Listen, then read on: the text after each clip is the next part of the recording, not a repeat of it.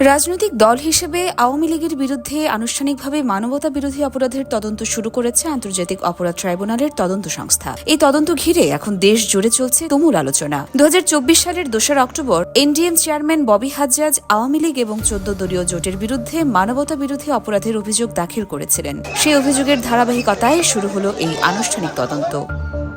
ট্রাইব্যুনালের প্রধান কৌঁসুলি মোহাম্মদ তাজুল ইসলাম জানিয়েছেন, সংগঠন হিসাবে আওয়ামী লীগের বিরুদ্ধে তদন্ত প্রক্রিয়া আগেই চলমান ছিল, তবে এখন তা আনুষ্ঠানিকভাবে শুরু হয়েছে। ইতিমধ্যেই তদন্ত কর্মকর্তা নিয়োগ পেয়েছেন এবং অতি দ্রুত তদন্ত সম্পন্নের নির্দেশ দেওয়া হয়েছে। প্রশ্ন উঠেছে, আওয়ামী লীগের নেতৃত্বাধীন 14 দলীয় জোটের অন্য শরিকরাও কি বিচারের আওতায় আসবে? প্রধান কৌঁসুলি জানিয়েছেন, এই মুহূর্তে তদন্ত শুধু আওয়ামী লীগের বিরুদ্ধেই হচ্ছে, তবে তদন্তের অগ্রগতির উপর নির্ভর করে অন্যান্য দলকেও অন্তর্ভুক্ত করা হতে পারে। বিচার চলাকালে আদালতে দেওয়া সাক্ষ্য এবং জবানবন্দি ভবিষ্যৎ তদন্তে গুরুত্বপূর্ণ প্রমাণ হিসেবে বিবেচিত হবে বলে জানিয়েছেন তাজুল ইসলাম। তিনি বলেন, আদালতে দেওয়া সব বক্তব্য এখন বিচারিক দলিল। দল হিসেবে সাজা দেওয়া না গেলেও আইনে সম্পদ জব্দ, নেতৃত্বে নিষেধাজ্ঞা বা বিশেষ নির্দেশনার সুযোগ রয়েছে। তবে প্রধান কৌঁসুলি স্পষ্ট করেছেন, এই প্রক্রিয়া আইনসম্মত এবং সংবিধান দ্বারা সুরক্ষিত।